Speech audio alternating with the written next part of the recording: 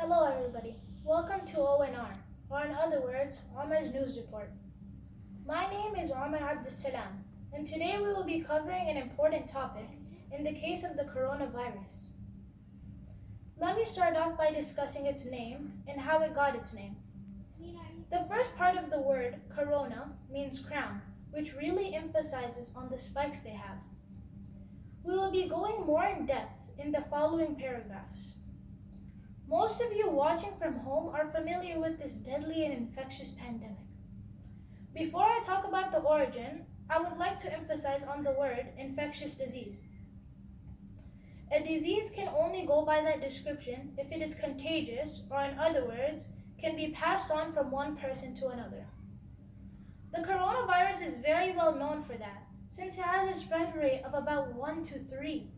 Meaning that for every one person that has the coronavirus, 3 will be infected. Unfortunately, we haven't figured out a cure or vaccine for this pandemic yet. Now moving on to this disease's origin. This deadly pandemic originated in Wuhan, China, starting in many local outside food shops. These local shops' main food source was from live animals that they've hunted. Most of these animals had diseases stored in them, but many of them weren't as severe as the king of them all, the bats. The bats they captured had many deadly diseases stored in them that are easily transferred to the people who made contact with them, or even worse, ate them. Disgusting. I'm sure that most of you guys at home are wondering why bats don't get infected themselves. Well, the answer to your question is very simple.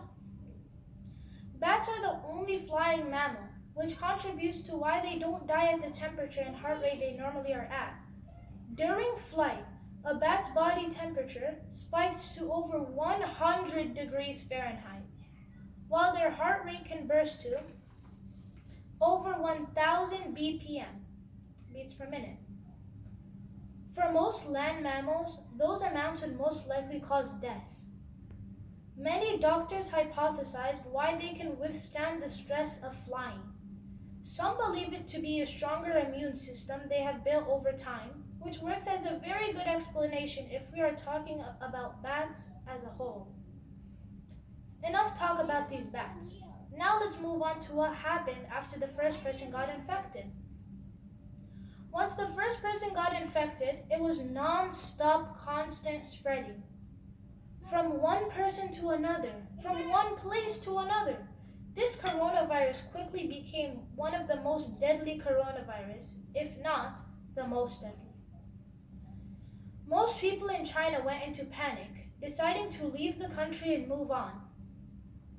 When they did this, each place they started to populate got infected, since they most likely had the coronavirus when coming into the new environment. You might be wondering why they went to a new area when they knew they had the coronavirus, but the answer to that is also simple. No one would know if they had it until about 2 weeks, which made it very hard to travel to new areas. Before long, Wuhan put the city as a whole on quarantine. This was a very smart idea by them, but it was a bit too late. Before most of humankind knew it, the coronavirus had spread to almost every area in the world. Many people started to make graphs showing how the coronavirus was spreading and how quickly it was spreading. The graphs definitely did not look pretty. Over time, the graphs showed rapid growth. The line on the graphs always seemed to be going higher, meaning that this pandemic was only getting worse. Soon a huge population of people started to spread the word and flattening the curve. When they say that, they are referring to how the graphs have only been showing an increase and no decrease. Now moving on to the most important part about the coronavirus. The body's defense and how the immune system plays an important role in that. Once an infected person coughs, the virus can land on a particle in the air and stay floating there for up to 3 hours. In other cases, is also not safe. It might land on an object nearby, such as cardboard, and stay there for about 24 hours. If it lands on plastic, it can stay there for 2 to 3 days. In that time, if you get in contact with any of those objects or stay near an area where someone sneezed/coughed and didn't cover their mouth, you can get sick. These particles will attach to parts of your body, such as your hand. If you decide to either rub your nose, scratch your eyes, or even touch any part of your face, the virus will be transmitted into the body via your mucous membrane. But it isn't over yet. The virus will most likely get into the body and start making its way through it. In the case of COVID-19, the virus will land in either the spleen, lungs, or intestines. There are some very important factors to consider when you talk about how this virus enters the body. Even with the macrophages that destroy pathogens by engulfing and digesting them, and the B cells that make antibodies that attach to specific antigens and tag it for destruction, it was still able to get in the body and wreak havoc. To get into the cells, it will use the protein-like crowns/spikes. Once it is in there, it will attach to a specific receptor and inject its genetic material. Its genetic material can be described as some sort of evil RNA. Normally, RNA tells the cells what to do, if they need to make more of something, make less of something, and much more. But when the evil RNA goes in the body, it will trick the cells into thinking that it's the normal one. It then will start giving the cells commands to duplicate the virus and then self-destruct. You will not realize this since you don't have any symptoms yet. This time is called the incubation period.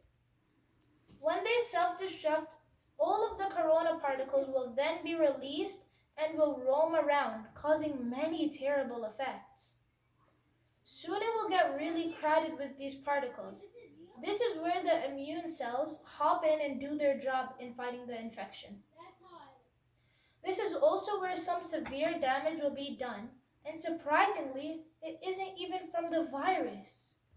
All the virus does is trick these immune cells into going to the wrong place, and from there, the cells do all the damage. All of the cells do much damage, but two in particular do the most damage. The first one goes by the name neutrophils, which are great at killing many viruses along with our cells. They do this by pumping out enzymes. Unfortunately, they will only go on to kill more cells in this case than they will kill viruses. The second dangerous one is called killer T cells. Their name leads you to no more than the truth. Normally, they would order infected cells to commit controlled suicide. But since they're very confused in this situation, they start to order healthy cells to commit controlled suicide. After time, more and more of them appear, and it starts to get worse.